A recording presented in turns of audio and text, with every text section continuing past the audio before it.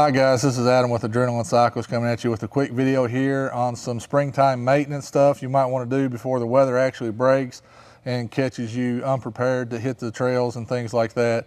But before we get too far into that, let me go ahead and get you guys to hit the like and subscribe button down below. That way you stay up to date with all the cool stuff we'll have coming out. Let's jump back into it. Like I said, springtime's quickly approaching.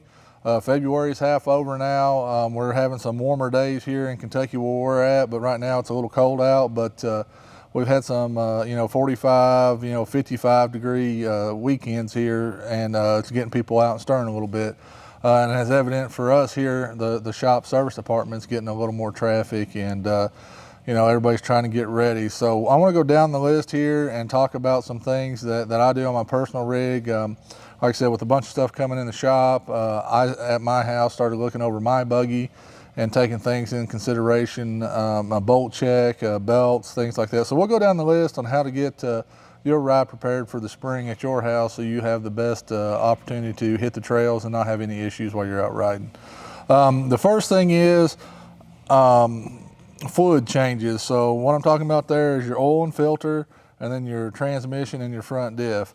Those are basically the heart and lungs of your machine, and without those operating at their best performance, you could have a very bad trip. So oil is important, the filter is important. There's a lot of companies out there that got some good oil, and we run the BRP stuff, and everybody's gonna say, well, you're a BRP dealer. I'm telling you guys, I've seen people come in here with burnt down motors, run them 280 degrees, and this oil still stays together. Now, there are other oils out there. I don't have any experience with some of them, but I do know this oil. I was a big guy, run another brand for many years in my 4-strokes because I had good luck with them. But after seeing some of them burnt down engines, I run the XPS stuff. But run whatever you're comfortable with. Just make sure you got the right filter and you're replacing your crush washers and O-rings so you don't have any leaks or anything like that. And always put the proper amount in based off your owner's manual. Now, different machines are different, so just check that out. You can go two different ways on your oil type. You can go semi-synthetic or full synthetic. That's up to you again. The book will offer you two weights to go with if you go with synthetic or semi-synthetic. Talking about your front diffs and rear diffs. Now those are, geared, splined, tight tolerances.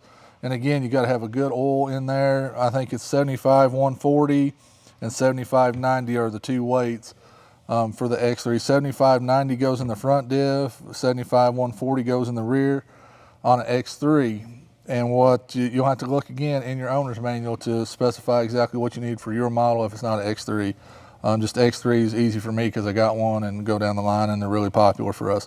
On the 140 in the rear transmission, you'll use better than a quart here, so you'll have to pick up 2 bottles. So be aware of that. If you go to the parts store, you're getting your own brand. If you're getting some Royal Purple or something, 1 quart won't do it, guys. You got to get 2 quarts, unfortunately. It's just how it is, so keep that in mind. But like I said, just make sure you're getting the proper weight. And you can choose synthetic or semi-synthetic, it doesn't matter. So that's got your heart and lungs out of the way here. We'll move on down the list here. Something you really want to do, again, grease your machine. It's really important to make sure all your bushings, all your grease fittings have the the proper amount of grease in it. And depending on where you're riding at, I grease mine probably every 3 or 4 rides out. It's not too hard. It's something I do when I'm doing a bolt check around my machine. So that's about 300 miles. When I'm going around it, it's real easy, a couple pumps and you're done. On the X3, you got a few on the front A-arms. On the back, you really got a sway bar, and that's about it on the rear of the machine. You can grease your wheel bearings, but I've never really had an issue with the X3 ones. So I'm not about tearing it all apart to put grease in a wheel bearing that'll go 3,000 miles when I typically trade in within, 2,000 miles on machine. So it's just not for me something I want to be doing. I'd rather be taking that time and riding. But if you're going to keep your machine, it definitely will help it, longevity wise. But moving on also, this one doesn't get a lot of talk about, guys, but I will tell you, with the high horsepower of these X3s and then just running big tires, especially if you're a big tire guy, upgrading your brake fluid. Now this one, I've done it and I can tell a difference, especially a lot of people will complain about the spongy pedal on the X3. So if you upgrade to the racing brake fluid, and I've talked to some racers that run this, and they swear by it. So just not my firsthand knowledge, which I did do it on my machine. It did help with the spongy pedal, but actually the S3 and Dustin and them was telling me about it, that they run this in their X3s that they race in, and they've had great results, and it keeps that pedal, especially in high heat. So if you got really big tires and you're running down some wide open stuff, the racing brake fluid is what you need to pick up and bleed your system out, and you'll have a better pedal. And again, it's something you should do. We don't think about it a lot, but if you got a brand new machine, go out there and look at it. It'll look almost like cooking vegetable oil, really, yellow goldy color. But if you ride it a year, I'm going to tell you it's going to be black. So just remember, it's getting a lot of heat in there, and to keep your brake performing at the best, this is something simple. While we're talking about brakes, check your brake pads, guys. The factory ones that you have on yours will have little slots in them. So if you're looking there and you're trying to say, well, is mine bad or good? Well, on these, always check the side to the inside, because the outside will always have more pad on it than the one on the inside of the caliper. So check the inside of the caliper, and if it doesn't have any grooves left, it's time to replace it. Now these are aftermarket EBC, and we all switch over to these when the factory ones wear out. So these don't have the grooves, so you're just really checking it when it gets down to, about, I'd say 1/16 of an inch left of pad.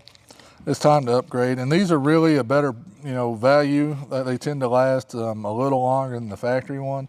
And they're about a third the price. I think you can get a set of these for around 125 bucks, where you're only going to get 1.5 of the X3 OE ones for that price. So check your brake pads as well. Going down the line, this isn't real common, but if your buggy is getting a little higher miles and you're running probably not the best fuel, especially if your buggy's set all winter and you haven't put fuel stabilizer in it, I would drain your fuel out, put fresh fuel in, and probably change your plugs, because it will throw engine codes. And if you guys are familiar with that in the past, they would throw just a misfire code. So the plugs is a simple thing to do. They're not cheap, they're not horribly expensive, but that's just something to keep in mind. If you got stale fuel in your buggy, you might as well change these out, especially if you got some miles, like 3,000 miles. I'd probably just change them out to keep your performance where you need it to be. Another thing to really check is your air filter. I've run different ones in the past on my different buggies.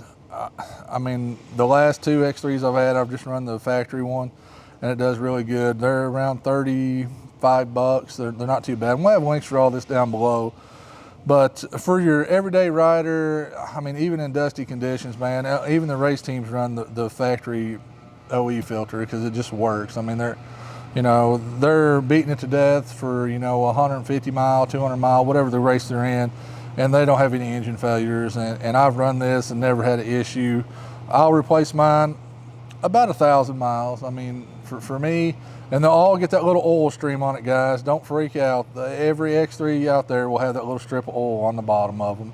They just do that. I don't know if it's turbo, oil blowing by, I don't know, but it doesn't affect it. It doesn't do anything. I mean, if you tip it over on its side and it gets covered in oil, yeah, but if you got a little 3-inch tall strip by about 1 inch wide and it tapers down, that's not a huge deal, for the air filter. It'll still do its job. But now if you get a tip over and it's covered in oil, definitely replace. Like I said, economical, they work great, and it's what BRP, spec the engine out to have. Another thing I like to do when I'm checking my stuff here, especially for the riding season, if you can afford it, or if you got a spare belt that's a new belt sitting in your buggy, go ahead and swap it out. Put the new belt on. It'll do 2 things. You'll know exactly how many miles you're starting the year out with on a brand new belt. And, who knows, maybe that belt sit there and, just sitting in the cold and heat in your garage, maybe, it might affect it. I don't know. But if you got a brand new one in your cab and you've just been waiting on your old belt to break, just eliminate that headache now while you got the time sitting at the house in the cold. Go ahead and put your new belt on. While you're down there, make sure you blow out your clutches. A lot of people's not doing this, guys. We're seeing a lot of clutches come in with some, issues, some belts blowing, and typically they are dirty, dusty, just nasty, and then we'll spend a about an hour, you know, we'll just basically have to take it apart, clean it all off, put it back together, and you know, get it going back for the customer. But they do need a little bit of maintenance. They do need just some blowing out periodically. You know, if you're really dusty conditions, you know, you might have to do it every 300 miles. If you're normal, not too dusty, just normal riding, you might get 1,000 miles out of it. But it's not that big a deal, guys. It'll definitely help, you know, have a better experience on the trail. Another thing we see a lot of coming in here lately too is clutch rollers, guys. You know, this is G-Boost setup. This is the Rhino rollers. They're about 70 bucks. We'll have the link down below. And the primary clutch is where these go in, and we'll see them break a lot of times. I'm sure if you guys been on Facebook, you've seen them just broke out, and then around the helix they're jammed up. And a good telltale sign of that is it takes off funky, or it doesn't go through the RPM. And what that is where the roller's broke, it's getting stuck on the helix and not letting the belt travel the full distance. So if you're paying attention and you're listening to your machine, you'll notice something different before you cause a lot of more damage. If you keep riding it with a broke roller, you're going to have a bad day. But you know, you got to do what you got to do sometimes to get it out of the woods. Just be prepared that if you might have to buy a helix, you know, if you drive it out with a broken roller. Sometimes you don't, but we've had a few here lately that's had to buy helixes because they're so bad chewed up we couldn't clean them up. But rollers is a good thing to check. If you got a high mile machine, I think the heat on the factory ones do play a role. Some of the ones we've seen has been around, you know, 3,000 miles and they're starting to break. So, you know, keep that in mind. If you do have a little higher mileage machine, you know, pay a little more attention to those. And it's not a bad idea if you're sitting at home, spending a little extra money, you can buy the tool and do this on yourself at the house. It doesn't have to take, you know, no puller to pull the clutch off, but you do have to have the special tool to do this. So if you got a couple buddies, maybe you guys pitch in and buy that. But that's about it, guys. The big thing about this video is you need to take away from it is read your owner's manual. All the machines are different. You know, if you got a Polaris, if you got a Yamaha, but the same core things you need to understand that you can check and, you know, do some preventative maintenance, and that way you have the best time out on the trail when it comes time to ride. There's so many times we get to go riding and somebody's there, oh man, I gotta put brake pads on. Oh, I got a wheel bearing out. Or, oh man, you know, I gotta, you know, put a, you know, a belt on or a tie rod in or a ball joint. These are things, guys, you need to do at home. Nobody, you know, my time's valuable, so when I get to go ride, I wanna ride. I don't wanna have to help Johnny work on his buggy. I don't wanna have to help Billy Bob, you know, put an air filter in. You know, we do that, but at the end of the day, I would much rather be riding in the trails than working on a machine when the guys had all week to get it took care of. So this is some stuff that I think will help people, you know, have a more enjoyable experience and make the most of your time when you get to the trailhead and when you get out in the woods, and then get back to the trail, you know, the truck and trailer, and not have any issues. You know, nobody talks about the greatest ride ever and we worked on 4 Razors today, or we worked on 4, you know, Can-Ams today. Nobody talks about that great ride. Everybody talks about the great ride we rode all day, went 150 mile and nobody broke nothing. Now that's an epic ride. So you do some of these things here in this video, that'll make sure you guys have an epic, you know, adventure and enjoy the trail and enjoy your machine that you have. As always, guys, thanks for watching, and click that like and subscribe button down below so we can keep these videos coming at you.